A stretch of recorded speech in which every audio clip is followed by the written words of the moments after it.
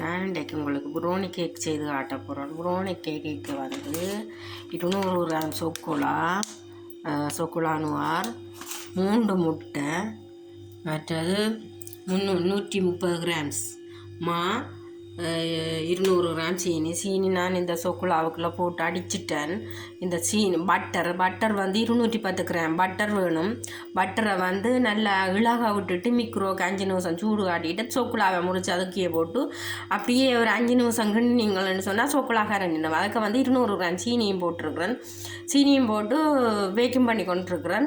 அடுத்த முட்டை வந்து 3 முட்டை வெடுக்கெடுத்து போட்டு வச்சுருக்கிறேன். வெடுக்கெடுத்து போட்டால் தான் நல்லாயிருக்கும். நார்மலாக வெனிலா எசன்ஸ் விடுவோம். நான் வெனிலா எசன்ஸ் இல்லை, அதனால் வந்து நான் கொஞ்சம் இதுக்கு வந்து பேக்கிங் சோடாவோ எந்த ஒரு இதுவும் தேவையில்லை. இது வந்து வெனிலா இதில் வந்து ஒரு கொஞ்சம் போட போகிறோம். ஒரு அரை அந்த வாசத்துக்காண்டி வெனிலா வாசம் இருக்கும், அதுக்காண்டி இதை போட போகிறேன். அரை தேக்கரண்டி இவ்வளோதான். மற்றொரு சிட்டியோ உப்பு. நான் உங்களுக்கு கேக் எல்லாம் அடித்து தண்டுட்டு அவனுக்கு வச்சுட்டு உங்களுக்கு இப்படி இருக்குன்னு சொல்லிக்கிறேன். வலி ஈஸி, ஒரு கஷ்டம் எதுவுமே இல்லை. இதுக்கு தேவையான ஒரு 110 கிராம் பட்டர், 200 கிராம் சொக்குலா, 3 முட்டை, 130 மா, இவ்வளவு தான். வேறு எதுவுமே இல்லை. பேக் பண்ணிவிட்டு உங்களுக்கு நான் காட்டுறேன்.